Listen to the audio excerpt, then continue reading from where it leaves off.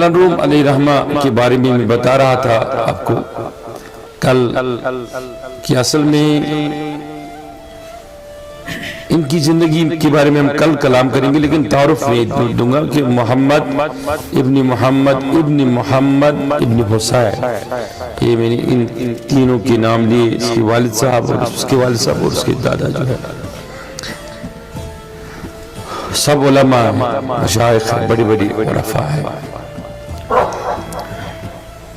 تو مولانا روم رحمت اللہ تعالی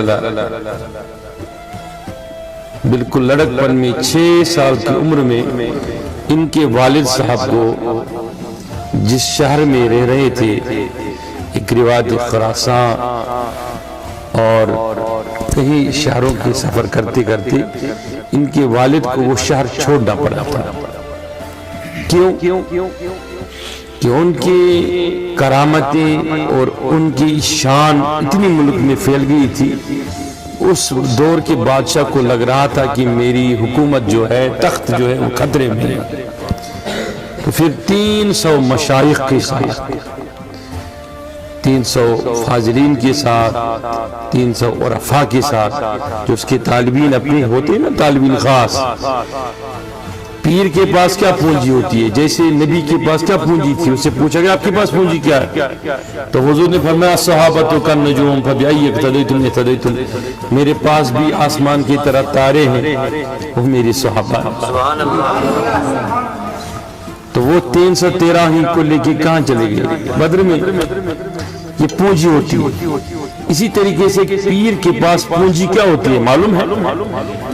نہیں، اس کے طالبان خاص جو ہوتے ہیں، جو خوارق و عادات سے اس طرفہ امتیاز کو پا لیتے ہیں کہ وہ زندگی میں سب کچھ چھوڑ سکتے ہیں، لیکن اپنے پیر، اپنے مرشد کو نہیں چھوڑ سکتے۔ بات سمجھ آئیں کہ نہیں؟ کہ ان کی یہ حالت ہوتی کہ وہ جب نماز میں کھڑا ہوتے ہیں تو انہیں دیواروں پر اپنی پیر کی صورت نظر آتی ہے۔ وہ دل کو جب ٹٹولتے ہیں یا بنظر غائب دیکھتے ہیں تو انہیں دل میں بھی پیر کی صورت نظر آتی ہے۔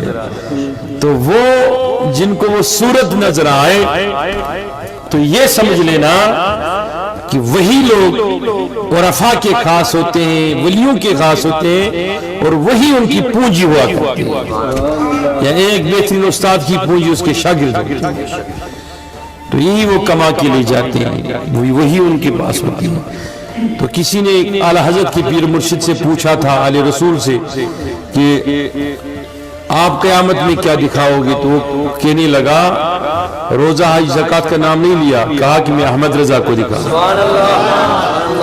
تو وہ یہ فخر ہوتا ہے، امتیاز ہوتا ہے ایک مرشد کو کہ اس کی جو پونجی ہوتی ہے وہ اس کے، اسی لیے حضور کی وراثت تقسیم نہیں کی گئی اس کے بچوں کے اندر۔ حضور نے فرمایا کہ میری صلی اللہ علیہ وسلم میری وراثت میری بچوں کے اندر تقسیم نہیں ہوگی کسی نبی کی۔ کیوں؟ کہ میرے جو ورثاء ہے وہ علماء ہے، العلماء ورثۃ الانبیاء، ان کے اندر بانٹی جائیں گی، وہ پائیں گی میری وراثت۔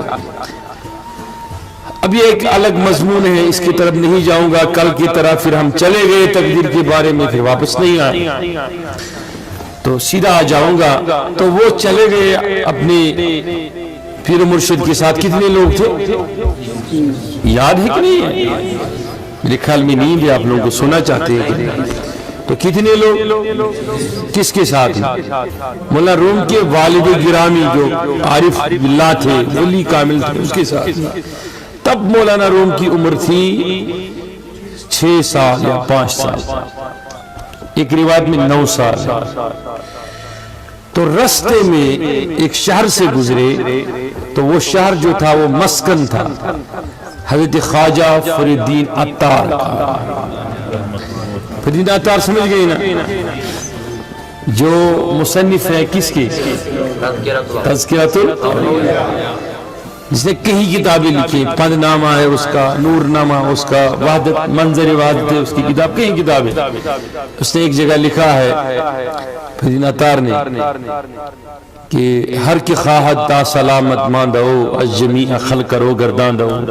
اگر کوئی چاہتا ہے دنیا میں عافیت سے رہنا تو وہ مخلوق کی طرح پیٹ کرے اور اپنا چہرہ رب کی طرح کرے، پھر ہی وہ عافیت پا سکتا ہے اور آفت سے محفوظ ہو سکتا ہے. ایک جگہ یہ بھی فرمایا بر توکل گرب ود فیروزیت حق دہد مانند مرغا روزیت. یہ انسان کو ٹٹول کر بھول رہا ہے. نادان تجھے کیا ہو گیا؟ تو اپنا گھر اتنا بچھا بناتا ہے کہ پھر بھی تمہیں خطرہ لگ رہا ہے.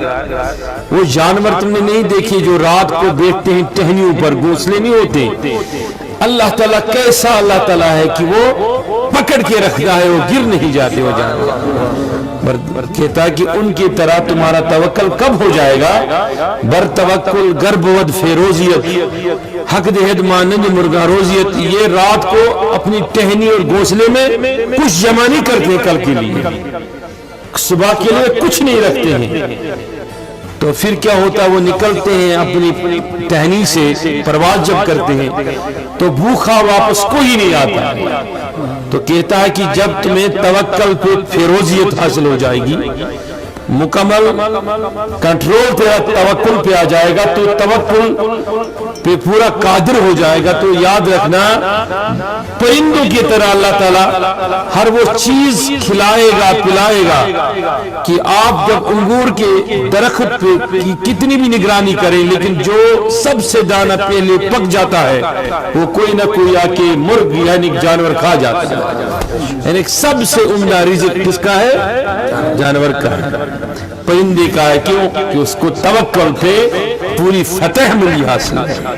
بات سمجھ میں آئی کہ نہیں؟ تو ہم لوگوں کو توکل نہیں ہے، اس لیے ہم جیب کاٹتے ہیں، چوری کرتے ہیں، تساہل کے شکار ہوتے ہیں، کاہلانہ پن ہم میں آ جاتا ہے.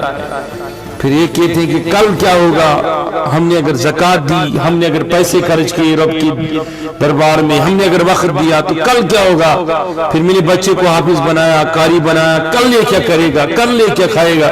کل یہ کیا پیے گا؟ تو کہتا ہے حق دہد مانند مرغا روزی. تو اس کی نظر وہ ملنے کے لیے آیا کس سے؟ مولانا روم کے والد محترم سے. تو اس کی نظر پڑی چھوٹے ایک بچے پہ. وہ بچہ کون تھا؟ مولانا روم تھا. تو اس کے چہرے کو اس نے جب دیکھا ایسے تو اس کو کہا کہ ستارہ آفتاب کو کہاں لے کے جا رہا؟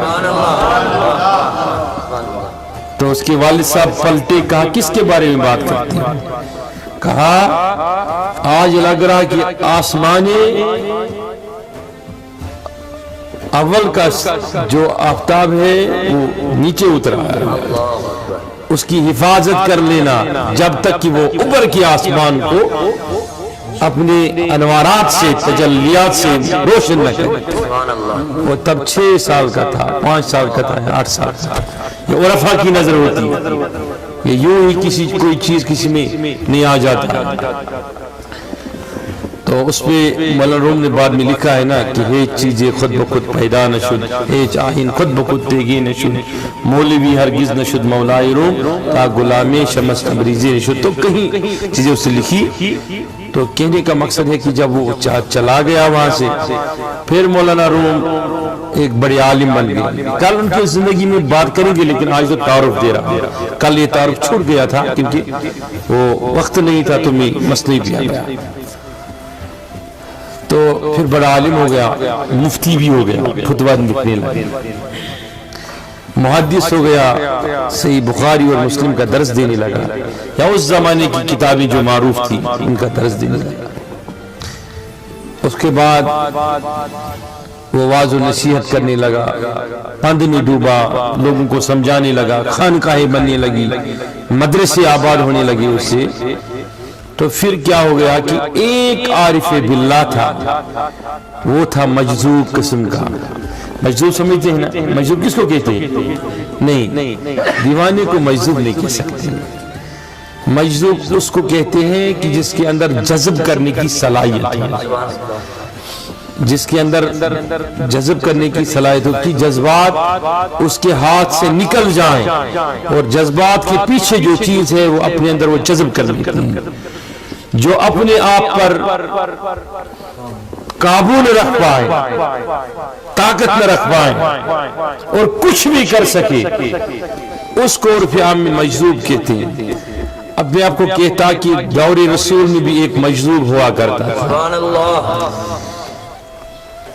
وہ کیا کرتا تھا؟ خیر یہ میں کل بتاؤں گا، اس کے لیے وقت نہیں ہوگا، بڑا طویل مضمون ہو جائے گا۔ بس اتنا کہوں گا کہ وہ جب وفات پانے کے قریب تھی تو فاروق اعظم کے خواب میں حضور آئے، کہا اس میرے مہمان کو کیوں چھوڑ گئے ہوا، اس کا خیال رکھا کرو۔ میں بعد میں بتاؤں گا آپ کو، کل یاد دلانا تو میں بتاؤں گا، اس سے بات کروں گا، کیونکہ طویل مضمون نہ ہو جائے اس لیے سکڑ کی بات کر رہا ہوں۔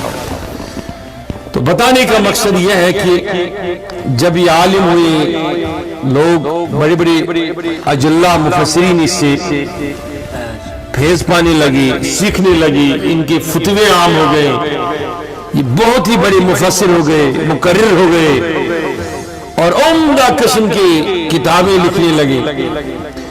تو اس دور میں ایک مجذوب نے، ایک عارف نے دعا مانگی رب سے صحن کعبہ میں، کہا یا رب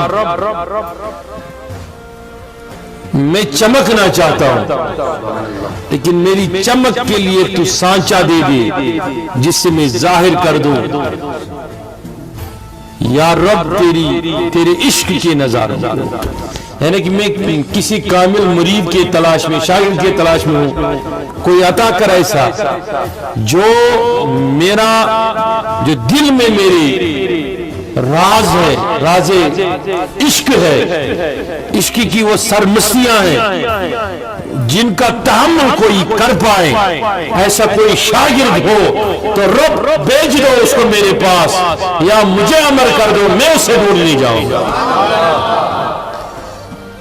تو رب نے اللہ تعالیٰ کی طرف سے اسے اشارہ آیا اس شہر کا جس میں مولانا روم رہتا تھا، اور اسی سرائی میں آ گیا جس میں مولانا روم بیٹھتا تھا، پڑھاتا تھا۔ پھر وہ واقعہ آ گیا جو واقعہ آپ نے سنا ہے، کس کا؟ وہ واقعہ نا، وہ کتاب کا، وہ کتابوں کا پھینکنے کا، وہ بات یاد ہے نا، آپ نے سنی ہوگی کہ وہ مولانا روم پڑھا رہا تھا اور پڑھانے کے دوران وہ آیا امتحان اس کا لینے کے لیے، کس کا؟ مولانا روم کا امتحان لینے کے لیے شمس تبریز آ گیا، تو اس نے اس سے کہا کہ مجھے کچھ خدا کے لیے دے دے، یا کوئی اور سوال کیا، تو اسی اسنا میں اس نے اس کے سارے جو کتابیں تھی وہ پانی میں پھینک دی۔ تو نکل کر جب مولانا رومی واپس آیا تو اس سے کہا میری کتابیں کہاں گئی؟ تو اس نے خوشی خوشی کہہ دیا کہ تو میں نے پھینک دیا۔ کہاں پھینک دیا؟ کہ اس تالاب میں۔ تو اس کو گھسارا، کہنے لگا، اب مولانا روم نے وہ لفظ کہا دیوانے تو کیا سمجھتا تھا یہ کیا ہے؟ تو اس نے پلٹ کے کہا کیا تھا؟ تو اس نے جب اسے یہ چیز بولا تو وہ کہنے لگا کہ تو نہیں سمجھ سکتا یہ کیا ہے۔ تو اس کو غصہ نہیں آیا، مسکرایا۔ بات سمجھ میں آئی کہ نہیں؟ مسکرائے، مسکرا کے فرمایا کہ ٹھہر، انتظار کر۔ تو اس سے یوں کر کے پانی میں دونوں ہاتھ ڈالے، کس نے؟ شمس تبریز نے۔ تو مولانا دیکھ رہا تھا، تو اس نے جب وہ کتابیں نکالی، وہ 1 تھی، 10 تھی، 100 تھی، لیکن طویل کتابیں تھی، تو نکال کے اس کو دے دی ہاتھ میں۔ دیکھا کوئی بھی اس کا ورق گیلا نہیں ہوا، اور اس کتاب کے اقتباس میں ہی، ابتدائیہ میں ہی کچھ غلطیاں رہ گئی تھی، کچھ کلمی غلطیاں جن کو اسے درست کرنا تھا یا کچھ کر چکے تھے، تو وہ پانی میں جب بھیگ گئی تو وہ سارے غلطیاں نکل چکی تھی۔ تو اس پر اس نے کہا کہ یہ کیا ہے؟ تو واپس میں اس فقیر نے، اس مجذوب نے جواب دیا، تو کیا جانتا ہے یہ کیا ہے؟ جب اس نے یہ کہہ دیا کہ تو کیا جانتا ہے کیا ہے، مولانا روم کے ہاتھ سے قلم گر گیا، کتاب گر گئی، اور مولانا روم وجد کرنے لگا، رقص کرنے لگا اور ناچنے لگا۔ اس کے بعد اس نے ساری زندگی میں کبھی تبلیغ نہیں کی۔ کس نے؟ کبھی منبر پر بیٹھے نہیں، کبھی خطاب نہیں کیا، بس جہاں کہیں بھی محفل سما دیکھا، محفل نعت دیکھی، یا کوئی بھی ایسی آواز اسے ملتی تھی، اگر کبھی کوئی آدمی ایسا اسے ملتا تھا جو کام کرنے والا ہوتا تھا اور وہ اپنے دکان کے اندر لوہے کی بٹھی کو اگر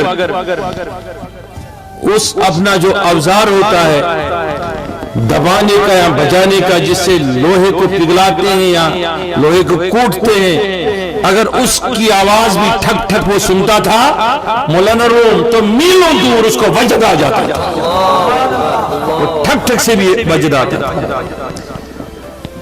اب اس میں وقت لیے میں کہتا آپ کو کہ اس میں کیا ہے، اس آواز میں کیوں انسان ایسا دیوانہ ہو جاتا ہے۔ تو اس حالت میں مولانا روم نے کی کیا حالت ہوئی کہ اس کے شاگرد خلاف ہو گئے، حتیٰ کہ مولانا روم کا سب سے پیارا بیٹا مولانا روم کے پیر کے خلاف ہو گیا۔ پھر یکے بعد 3 بار چپکے سے چوری سے شمس تبریز چلا گیا، اور پیر کی محبت نے اتنا دیوانہ بنا دیا مولانا روم کو کہ اس نے پورے 8 مہینے تک نہ کچھ کھایا نہ کچھ پیا، اور غشی کی حالت میں مبتلا رہا۔ جب لوگوں کو لگا کہ اس سے ہوش اب نہیں آنے والا، تو کسی نے آ کے اسے پوچھا کہ تو چاہتا کیا ہے؟ کلمہ پڑھنا چاہتا ہے، جانا چاہتا ہے دنیا سے؟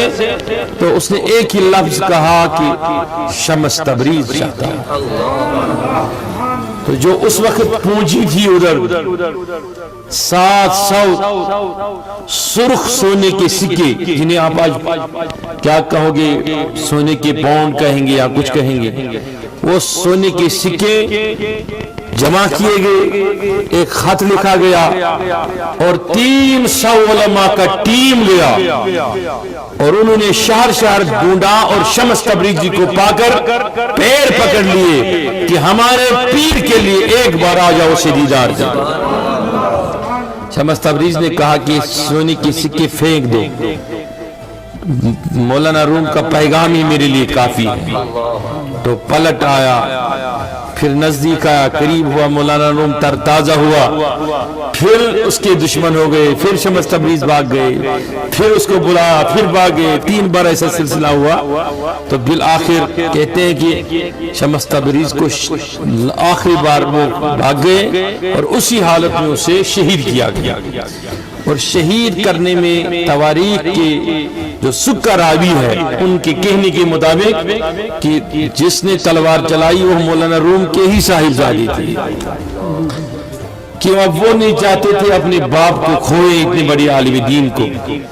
اس کی حالت یہ تھی، رستوں پہ نکلنا، پھر وجد کرنا، پھر حضور صلی اللہ علیہ وسلم کا نام سن کے آنسو کے سیلاب آ جاتے، جب آذان ہوتی تو چہرہ متغیر ہوتا، جو ہی آذان سنتے تو چہرے پہ ایسی شکن پڑتی، تو یہ نہیں دیکھتا کہ میں مسجد میں ہوں، میں صحرا میں ہوں، رستے میں ہوں، جدھر وہ کھڑا ہوتا ادھر ہی خدا کو سجدہ کر دیتا تھا۔ واقعی تعارف اس کے بارے میں ہم کل کہیں گے۔ تو اسی حالت میں اس نے یہ مثنوی لکھی ہے۔ اب بات سمجھ میں آئے کہ نہیں؟ کیا لکھی؟ مثنوی کا مطلب یہ ہے، مثنوی کس کو کہیں گے؟ عرف عام میں اس کو ثانوی حیثیت بھی کہتے ہیں کہ مثنوی کوئی بناوٹی چیز کہتے ہیں نا، تو یہ بھی ایک معنی ہے، لیکن اس کا یہ معنی نہیں، یہ اصل میں اسنین سے ہے۔ اسنین، دو طرح جس میں 2 چیزیں ہو، یہ اصل میں مثنیٰ ہے۔ اسنین ہے جس میں دو چیزیں ہیں، دوہریت ہے، دوہریت سمجھتے ہیں نا، جس کو اقبال نے لکھا، علامہ اقبال کے بارے میں آپ کو معلوم ہے سب کو، اس نے لکھا اقبال یہ کس کے عشق کا فیض عام ہے، اقبال کس کے عشق کا فیض عام ہے، رومی فنا ہوا حبشی کو دوام ہے۔ تو یہ وہ رومی نہیں، مولانا روم کے بارے میں نہیں، یہ سکندر روم کے بارے میں، جو سکندر روم پورے دنیا کا اس وقت بادشاہ تھا، اس کے بارے میں، رومی فنا ہوا حبشی کو دوام ہے۔ تو بلال کے بارے میں اس نے دوام لفظ کا، دوام دوہرا شہرت والا، تو دوہرا معیار والا، دوہرا شہرت والا، تو اس کو مثنیٰ کہتے ہیں۔ مثنیٰ کا ایک اور بھی معنی ہے، وہ ابھی نہیں بتاؤں گا، کل بتاؤں گا۔ آپ کو نیند تو نہیں آئی؟ نیند تو نہیں آئی؟ دو شعر پڑھوں کی اختتام کرو، آج تعارف کافی ہو گئے۔ نہیں سب بولے بڑے دو شعر، مودی صاحب بولے بڑے دو شعر، بڑے شوکت صاحب۔ تو کل میں نے کہا تھا کہ مولانا روم کے نزدیک میں یہ دو کیا ہے، وہ میں بھی کہہ رہا ہوں کہ یہ بانسری ہے۔ کیا؟ بانسری کے دو سر ہوتے ہیں، دو منہ ہوتے ہیں، ایک ادھر سے جہاں سے وہ بجتی ہے، اور ایک جو منہ میں انسان کی رہتی ہے۔ سوراخ کتنے؟ بولو کتنے؟ انسان کے بھی کتنے سوراخ میں نے سر کے بتائے، اور وہ اوپر والا اور نیچے والا سوراخ ملا کے کتنے بنتے ہیں، اور انسان کے بھی دو اور سوراخ ہیں جنہیں آپ سمجھ گئے اشارے سے، وہ ملا کے بھی 9 بنتے ہیں۔ تو اب ان پہ بھی بات ہے اس میں، انسانی غلیظہ، انسانی مغلظہ کے بارے میں، روح لطیف اور روح کثیف کے بارے میں۔ پھر اس نے یہ بھی بتا دیا مثنوی میں کیوں ضرورت پڑی اللہ تعالیٰ کو اتنا عظیم انسان بنا کے اسے شرمگاہ دے دیا، اس پہ بھی کلام کیا۔ اس لیے میں کہتا ہوں نا کہ کبھی چاہتا ہوں کہ مثنوی سے شادی ہی کر لیں، ایسی کتاب ہے، ایسی سوچ ہے، ایسی فکر ہے، جسے آج زمانے کی مولوی کہتے ہیں اس میں ٹر ہے، جھوٹ ہے، فریب ہے، تو ایسی کتاب ہے یہ۔ تو مولانا روم نے لکھا کہ یہ مثنوی کی جو اب نام سمجھا ہے نا مثنوی کا، کہا کہ اس کے دو سر ہے، دو ادھر سے ایک ادھر سے دو سر ہے، تو یہ مثنوی جو ہے مولانا روم کہتا ہے کہ یہ وہ مثنوی نہیں ہے۔ اب جس کو مثنوی کو اب دیکھ چکے ہیں نا بجتے بجتے، اب اس کو ذہن سے نکال دو۔ اب مولانا روم کہتا ہے کہ ایک بانسری ہے جو تمہارے اندر ہے، اور تم جو بجتے ہو نا، بجتے خلق الانسان من صلصال کالفخار وخلق الجان من مارج من نار، یہ جو تم بجتے ہو نا، بجتے تمہاری جو آواز نکلتی ہے، مولانا روم کہتا ہے یہ ایک بانسری ہے، تم ایک خود بانسری ہے، تمہاری روح ایک بانسری ہے، یہی بج رہی ہے۔ تو یہ بانسری کیا کہتی ہے، مولانا روم کہتا ہے وہی میں سنا رہا ہوں یہ کیا کہتی ہے۔ اب مولانا روم کہتا ہے کہ میں تمہیں سناتا، یا تو سن لی، کیا سن؟ چو حکایت میں کنن وز جدائی ہا شکایت میں کنن، یہ جو بانسری ہے یہ رو رہی ہے، کیوں رو رہی ہے؟ یہ کہتی ہے کہ تم مجھے بجا رہے ہو، تم عیش کر رہے ہو، تم فلاں چیز کر رہے ہو، فلاں چیز کر رہے ہو، یہ مجھے اس سے کیا لینا دینا؟ میں تو رو رہی ہوں اس لیے کہ میں اپنی جدائی میں رو کر شکایت پیش کر رہی ہوں۔ کز نیستانی تامرا ببریدان، نیستان بولتے ہیں کس کو؟ نہیں، نیستان کس چیز کو کہتے ہیں؟ ہے شبہ جو حسلی ہوتی ہے، میں نے کل بھی بولا، جو جہاں سے اس پیڑ کا وجود ہوتا ہے، کہتا ہے کہ کز نیستان مرا ببریدان، مجھے تو نیستان سے کاٹا گیا ہے۔ اور پھر ادھر از نفیرم مرد زن نالیدان، پھر مرد عورتیں مجھے بجاتے ہیں، ایک مرد بھی آواز کرتے ہیں اور عورتیں بھی آواز کرتے ہیں، بجاتے ہیں مجھے۔ وہ بجاتے ہیں مجھے، لیکن وہ کاش نالیدان میرے جو نالہائے فراقیت ہے، میری اضطرابیت ہے، وہ سن لیتے تو انہیں سمجھ آتا کہ میں یوں ہی نہیں بجتی، میرے بجنے کا ایک مقصد ہے۔ فرمایا سینہ خواہم شرح از فراق، جو کوئی اپنی، فرمایا کہ میں ایسا چاہتی ہوں، خواہم میں نے چاہنا، سینہ خواہم شرح از فراق، میں ایسا چاہتی ہوں کہ ایسا سینہ مجھے ملے۔ کیا؟ اب موضوع کی طرف آ رہے، ایسا سینہ مجھے ملے جو سینہ بایزید بسطامی جیسا ہو، جو سینہ معروف کرکی جیسا ہو، جو طفیل دوسی کی طرح سینہ، جو فضیل ایاز کی طرح، جو رابعہ بصری کی طرح سینہ ایسا۔ آپ چاہتے ہو ایسا سینہ ملے؟ کہتے ہیں تاب گویم شرح درد اشتیاق، تاکہ میں عشق کی درد کی تفصیل سے اسے کہانی سناتا اور وہ سینہ مجھے اندر ہی اندر سے سن لیتا کہ میری آواز کیا کہہ رہی ہے۔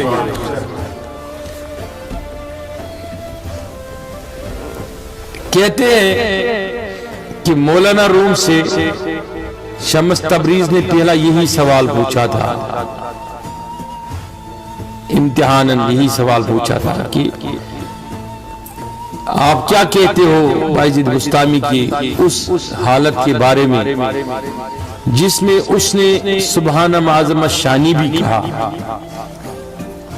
سبحان ما عظمت شانی بھی کہا، اور پھر اس نے یہ بھی کہہ دیا کہ یا رب اگر تو مجھے بخشے گا نہیں تو میں کس قابل رہ جاؤں گا۔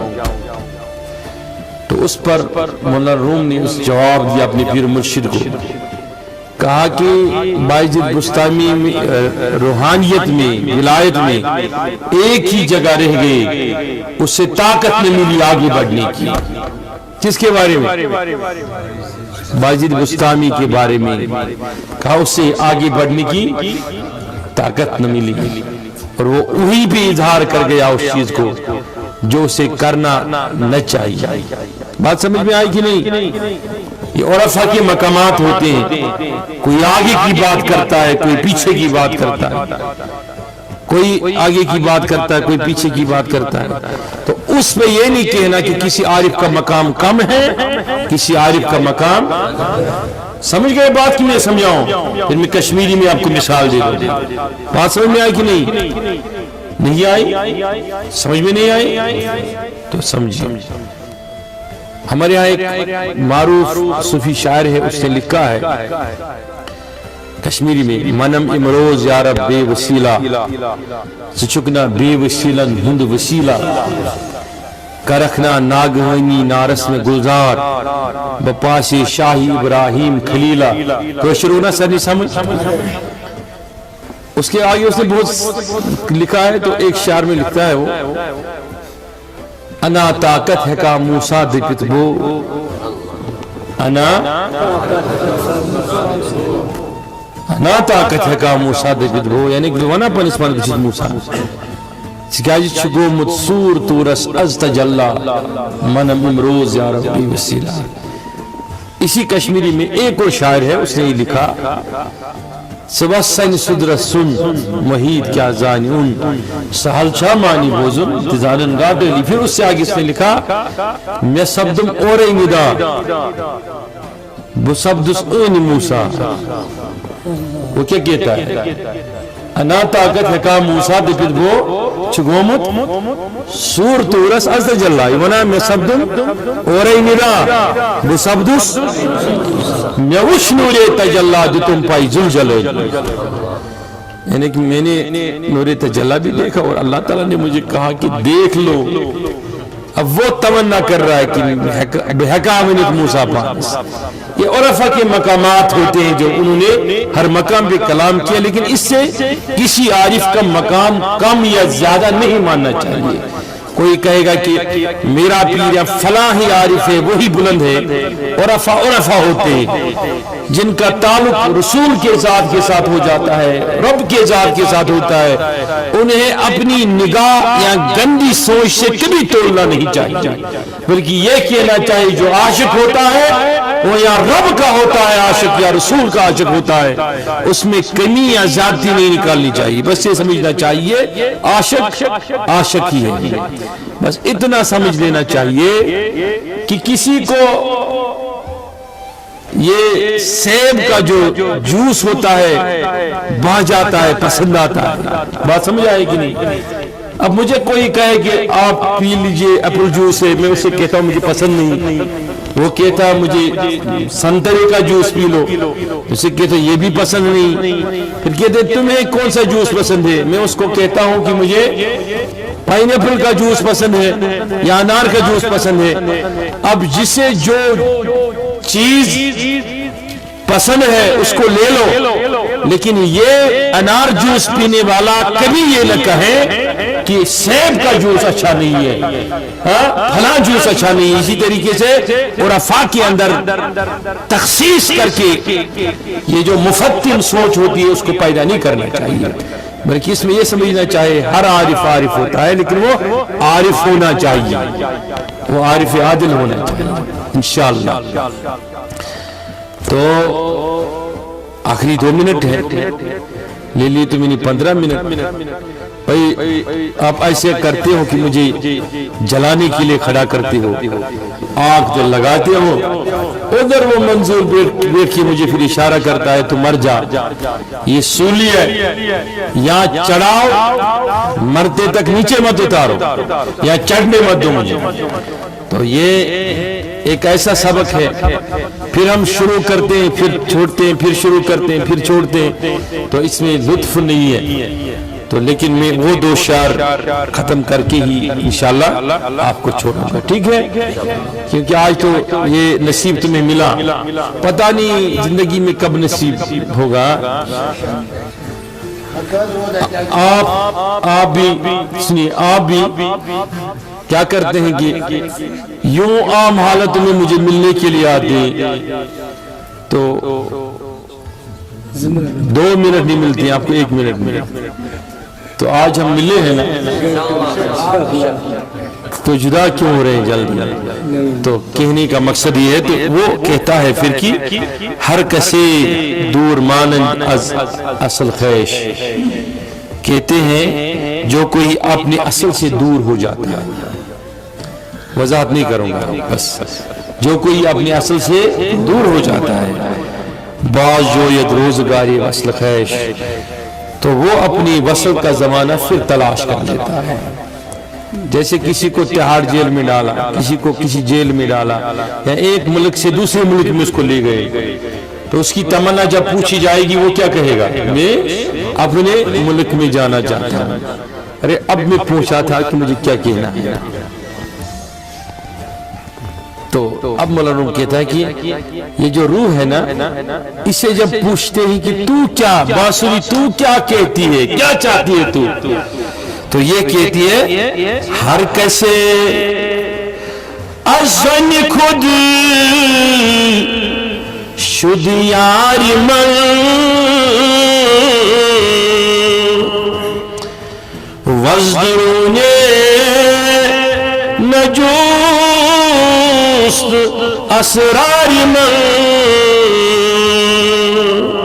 سر منازل نالے من دور نیس، سر من از نالے من دور نیس، لیک چشمو غوش را آنور نیس۔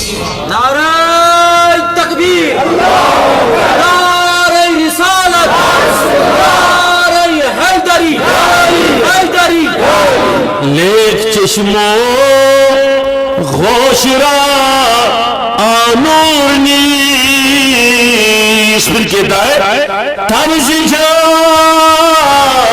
یازتن مستور نیست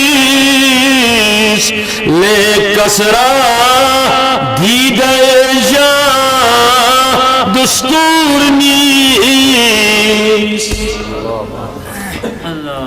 تو کہتا ہے روح سے میں نے پوچھا تو کیا چاہتی ہے یا تو کیا چاہتا ہے؟ تو وہ روح کہہ رہی ہے، کہہ رہا ہے کہ نادا مجھ سے سوال کرتا ہے کہ تو چاہتی کیا ہے یا چاہتا کیا ہے؟ کون یہ چاہے گا کہ میں پرائے دیس میں آ گیا جہاں میرے من کا کھانا نہیں ہے، جہاں میرے من کا پینا نہیں ہے، جہاں میرے لذت نہیں ہے، جہاں میرے جڑ کاٹے جا رہے ہیں، جہاں مجھے وہ نغمے توحید نہیں مل رہے، جہاں مجھے اللہ تعالیٰ کا وہ حسن و نظارے نہیں مل رہے، جہاں مجھے وہ ملائکہ کی وہ کیاریاں نظر نہیں آ رہی ہے، جہاں وہ مزہ وہ سرود تھا تو جس کے لیے لڑتا ہے مجھے وہ لمحے کے لیے مل جائے. ارے میں تو ادھر سے آئی ہوں، مجھے ادھر کیوں بند کر رکھا ہے؟ میں چاہتی ہوں کہ مجھے آپ چھوڑ دے اور مجھے وصل ہو جائے.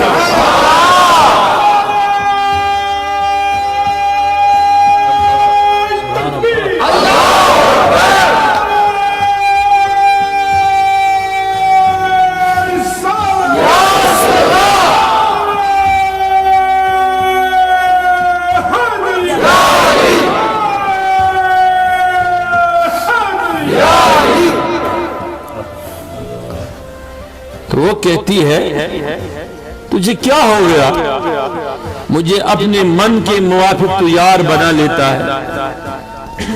اب کا باپ مر جاتا ہے تو مجھے رونے کے لیے استعمال کرتے ہو، آپ شادی کرتے ہو تو مجھے بجاتے ہو، آپ ادھر جاتے ہو ادھر جاتے ہو مجھے اسی حالت میں بجاتے ہو اپنے من کے موافق. کبھی مجھ سے پوچھا وزدون من نجس اسرار من، اور میرے اندر میرے رازوں کی جو جستجو ہے اسے پتہ ہے. سر من از نالے من دور نیست. میرا جو سر ہے وہ میری آواز میرے نالے سے دور نہیں ہے، لیکن کیا وجہ ہے؟ لے چشمو گوش رہا نور نیست. تمہارے کان میں وہ صلاحیت نہیں اور تمہارے آنکھوں میں وہ روشنی نہیں، تو مجھے دیکھ سکتا یا سن سکتا. مجھے سننے کے لیے باعزید چاہیے، مجھے سننے کے لیے للعارفہ چاہیے، شیخ العالم چاہیے، شیخ نور الدین چاہیے. تو وہ نہیں ہے تو کیا ہوا؟ تو خامخواہ میں مجھے بجاتا ہے، مجھے رلاتا ہے. تمہاری اور میری ہم نوائی ہے ہی نہیں. تو جس چیز کے لیے رو رہا ہے ارے وہ ہے کیا ہی چیز؟ جس چیز کے لیے میں رو رہی ہوں وہ تو میرا وصل ہے، وہ تو میرا وصل ہے. اور میرا وصل کیا ہے؟ تنز جا و جان تن مستور نیست. میرا وصل یہ ہے کہ جب میری وصل کی حقیقت جنت میں آ جائے گی تو رب فرمائے گا جنتیوں سے مزے میں ہو چاہتے کیا ہو؟ وہ کہتے ہیں یا رب جو تو نے وعدہ کیا تھا ہمیں وہ ملا، اب کچھ نہیں چاہیے. تو رب کہے گا آؤ میں تمہیں اپنی قدرت کا مخرا دکھاتا ہوں. تو رب اپنے چہرے سے قدرت کا نقاب اٹھا لے گا. جب جنتی دیکھیں گے تو سارے جنت میں سناٹا آ جائے گا. جنتی کہیں گے یا رب ہمیں کچھ نہیں چاہیے، بس ایک لمحے کے لیے پھر اپنا نظارہ دکھائیے. وہ کہتا ہم سے کہے گی، مجھ سے، تم سے کہے گی، اس سے کہے گی. کسی کو فکر ہے میں انجینئر بنوں، ڈاکٹر بنوں، اسے کہے گی ارے تو اس کے لیے مر رہا ہے.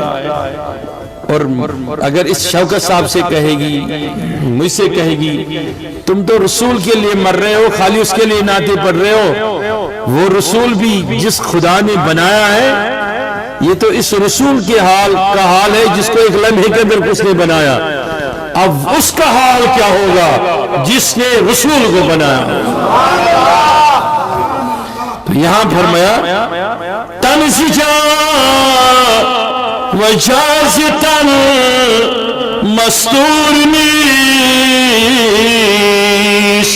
لے کسرا دیدے جا دستور نیست.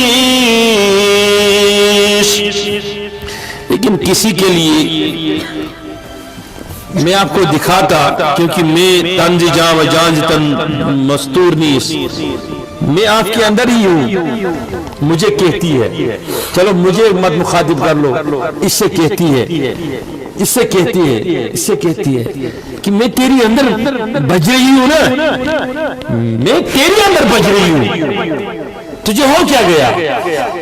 تم مجھ سے دور نہیں، تنز جا جانز تن مستور نیس، تو نہ مجھ سے پوشیدہ ہے نہ میں تجھ سے پوشیدہ، لیکن لے کسرات دیدہ جا دستور نیس، لیکن وجہ کیا ہے کہ تیرے اندر وہ صلاحیت نہیں تو مجھے دیکھ سکے، لیکن میں تمہیں دیکھ سکتی ہوں، تو مجھے نہیں دیکھ سکتی ہے۔ تو وہ کہتے ہیں نا کہ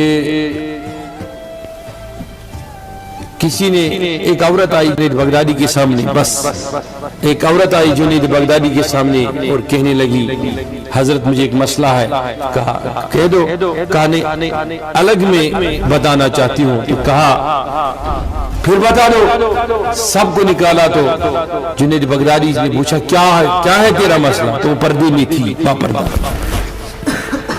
پردے میں تھی، تو اس نے کہا کہ میرا خاوند دوسری شادی کرنا چاہتا ہے، تو کرنے دو، چار کا تو حد ہے، وہ عدل کرے، چاروں کے اندر، دو کے اندر عدل کرے تو اجازت ہے۔ تو اس نے کہا مسئلہ وہ نہیں پوچھنے آئی کہ وہ شادی کرے، اجازت ہے، لیکن اگر مجھے شریعت کا حکم ہوتا، اجازت ہوتی، ڈیل ہوتی شریعت میں اپنا چہرہ تمہیں دکھاتی اور بتاتی کہ جس کو میری جیسی بیوی ہوگی اسے دوسرے بیوی کا خیال نہیں کرنا چاہیے، تو اتنا تھا، اور جنید بغدادی پہ گشی جاری ہو گئی، 40 دن بے ہوش رہے، ہوش آیا تو پوچھا کسی نے حضرت کیا ہوا؟ کہا کہ جب اس عورت نے مجھ سے کہا کہ اگر اجازت ہوتا تو میں تمہیں اپنا چہرہ دکھاتی اور بتاتی کہ جیسے جس مرد کے پاس میری جیسی بیوی ہو اسے دوسری شادی کا خیال کرنا چاہیے، تو جیسے میرے رب نے اس کی زبان سے کہہ دیا کہ جنید جس کے پاس میرا جیسا خدا ہے اسے کسی اور چیز کا تصور کرنا چاہیے۔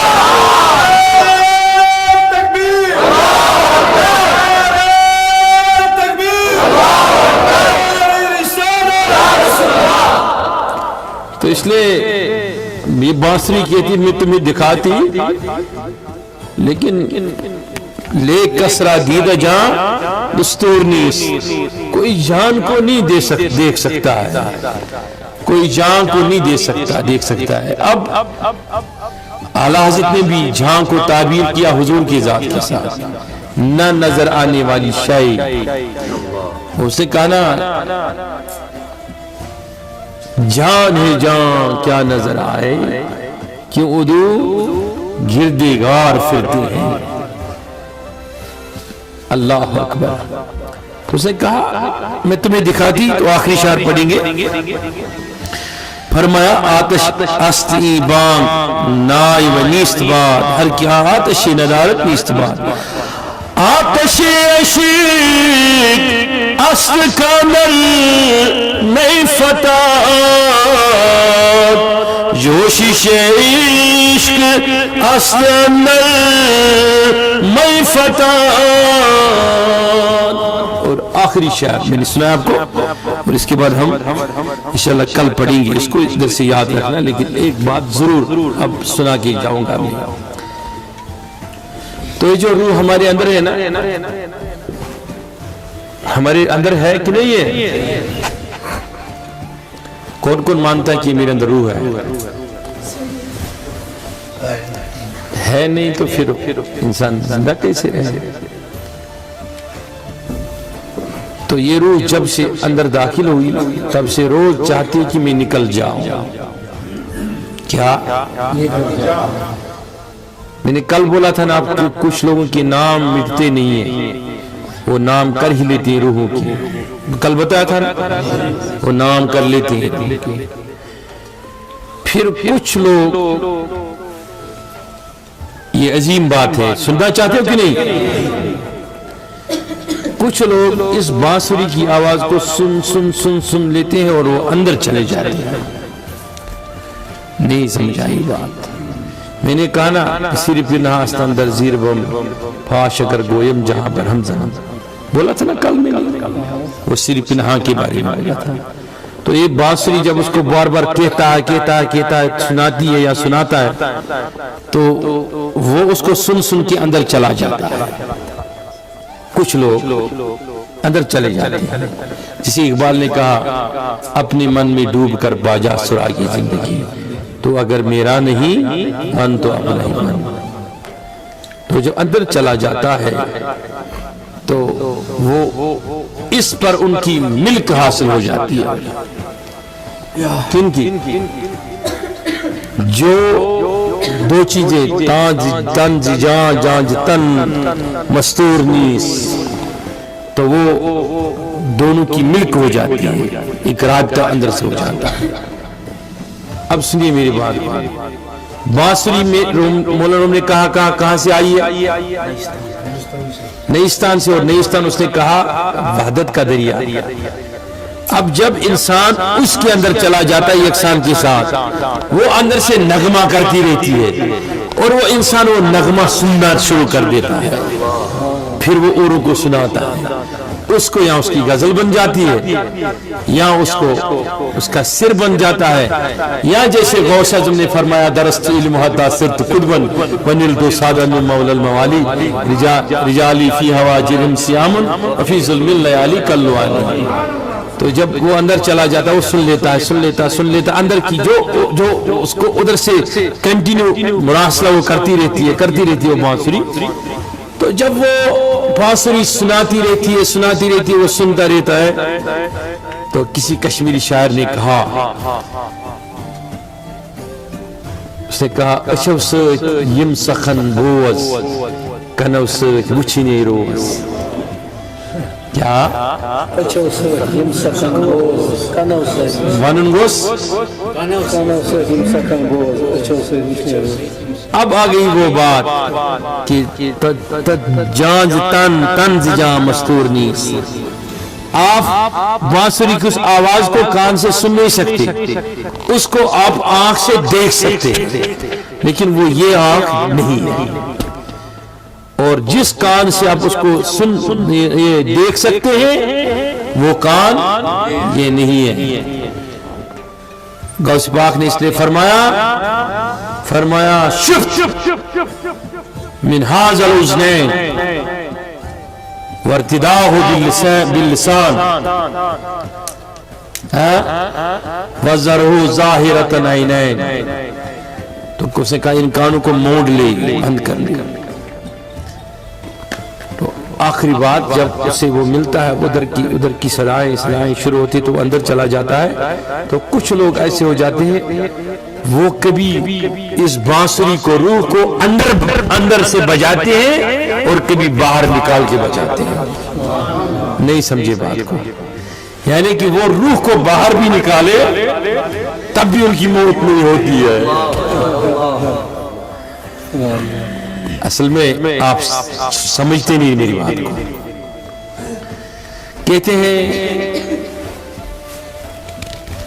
بولی شاہ علیہ رحمہ کی جب وفات ہو گئی تو کسی طالب علی اس سے آتے ہوئے میت کو آتے ہوئے دیکھا, پوچھا کس کی میت ہے لے کے جا رہے ہو؟ تو وہ بھی اس کی مریدہ تھی. تو میت والوں نے کہا, اٹھانے والوں نے, تمہاری پیر کی میت ہے. کہا میری پیر کی؟ کس کی؟ کہا بولی کی. کہا افسوس کی بات ہے, یہ تو خود کہتا جو جمعے کی دن مرے گا وہ عظمت والا ہے, خود تو منگلوار کو ہی مر گیا. تو اس کو آ گیا غصہ اور تابوت میں اڑ گیا. کہا ہو بڑھیا اب تو جمعے کو ہی مرو گا.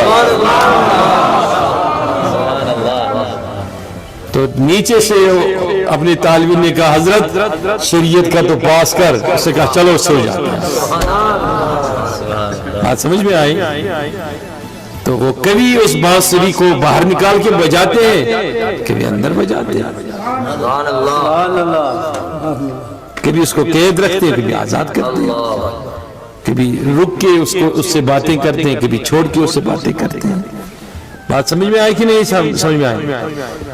تو اس نے کہا تن جام جانج تن مستور نیس، لیکن وہ جب تم دیکھ سکتے ہو لیکن اس کا دستور نہیں، اس کا دستور نہیں ہے تب تک۔ آپ کو معلوم ہے بلبل شاہ کو بلبل شاہ کیوں کہتے ہیں؟ سید عبد الرحمن بلبل کشمیر میں، کشمیر کا بادشاہ اور پہلا اسلام پھیلانے والا یہ کشمیر میں، ہمدان سے بھی پہلے، بیسل حمدانی سے پہلے کشمیر میں اسلام پھیلانے والا کون معلوم ہے؟ اس کو بلبل صاحب کیوں کہتے ہیں؟ کیوں؟ بعض لوگ کہتے ہیں کہ اس کے بالوں میں آ کے بلبل بیٹھ جاتے تھے،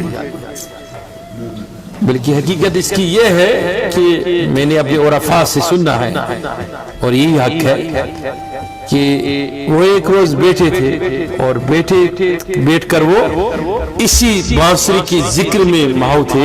اب روح کے ایک ذکر میں نے بانسری کا نام دیا جسے مولانا روم نے کہا، تو وہ کرتے اس حالت میں آ گئی کہ ان کی روح نکل گئی، اور جب روح باہر نکل گئی تو وہ روح جو ہوتی ہے وہ بلبل کی شکل میں نکل گئی، تو اس نے یوں پکڑ لیا اس کو، کہا کہاں جا رہے ہو، اور واپس ڈال دیا اپنے اندر۔ تب سے اس کے طالبین نے اس کا نام بلبل رکھ دیا، سمجھ گئے؟ بلبل شاہ رکھ دیا۔ تو اسی طریقے سے میں آپ کو ہزاروں اولیاء کے واقعات سنا سکتا ہوں جن کی میتیں ادھر ہیں اور روح باہر ہے پھر بھی زندہ ہے، اور چلتے چلتے تمہاری رات کی نیند اڑا کر جاؤں گا۔ ایک ولی کا واقعہ سنا کے، میرا پیر ہے، میرے ایک طویل مدت اس کے روزے پہ گزاری ہے، یہ خورشید دلی سے آیا ہے، میرے ساتھ اس زیارت پہ شاید آیا ہے۔ تو ایک ولی ہے، معروف ولی ہے، تو بابا فرید الدین شکرگنج کا چہتا خلیفہ اور اس کی بہن کا لڑکا یعنی بانجا، بڑا جلالی۔ تو اس کی جب وفات ہو گئی، اس کا ایک ہی خلیفہ تھا قطب الدین بختیاری کاکی، اور یہ خلیفہ جو ہے یہ جس کا بھی نام لیا مخدوم صابر کلیر شریف میں جن کی زیارت ہے، اور ان کے ایک ہی واحد خلیفہ ہے، ان کا نام ہے شمس الدین ترک پانی پتی۔ اس کا مزار جو تھا وہ سکھوں کی ملکیت میں تھا، پھر کچھ چند لوگوں نے اس کو خریدا، پھر آزاد کر دیا۔ یہ پارٹیشن کے بعد ابھی پانی پت میں جاؤ گے راستے پہ تو ملے گا آپ کو۔ تو شمس الدین ترک پانی بڑا حافظ تھا، تو جب ان کی یہ کرامت ہوئی تو مرنے وقت اس کے خلیفے نے اس سے پوچھا، حضرت یہ بتائیے مجھے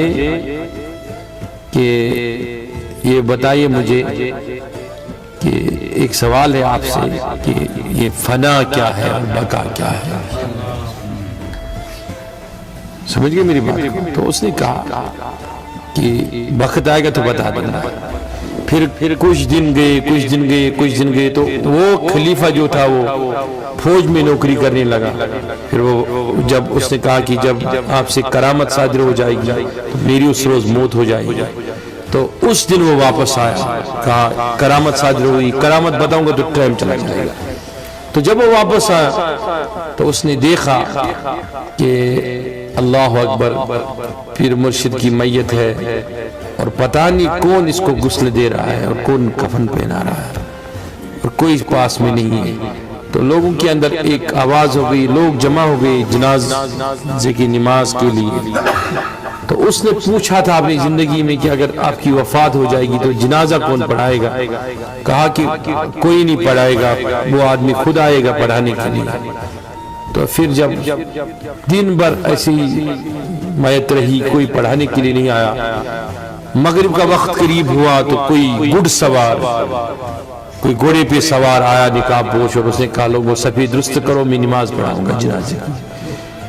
تو اس نے نماز پڑھائی اور چلنے لگا۔ شمس الدین ترک پانی پتی نے پکڑ لیا، کہا خبر ہے کس کی نماز جنازہ پڑھا کے جا رہے ہو؟ کہا کس کی؟ کہا میری پیر کی ہے۔ کل مجھ سے لوگ پوچھیں گے تمہاری پیر کی نماز جنازہ کس نے پڑھائی، میں جواب کیا دوں؟ تو اس نے جواب نہیں دیا. پھر اسے جواب نہیں دیا. وہ بھاگنے لگا تو اس نے اس کو پکڑا, اکڑ پکڑ کے درمیان اس کا جو نقاب تھا وہ گرا نیچے, چادر گری تو دیکھا وہی شمس الدین ترک, وہی پیر حضرت علاؤالدین صابر مخدوم کلیری تھے گھوڑے پہ. تو پھر اس کے بعد سب ڈر گئے. پھر 100 سال ان کی میت وہی رہی, کوئی ہاتھ نہیں لگا. 100 سال کے بعد عبد القدوس گنگوہی تشریف لائیں. پھر ان کو حکم ہوا کہ آپ مزار بنائیے, پھر مجھے دفن کیجیے. پھر اس وقت نیا نماز جنازہ پڑھایا گیا. تو کہنے کا یہ مقصد ہے کہ تن جان سے تن مستور نہیں سے جب انسان کو پتہ ہوتا ہے تو پھر جسم کی الگ زندگی ہے اور روح کی الگ ہے. سمجھ گئے؟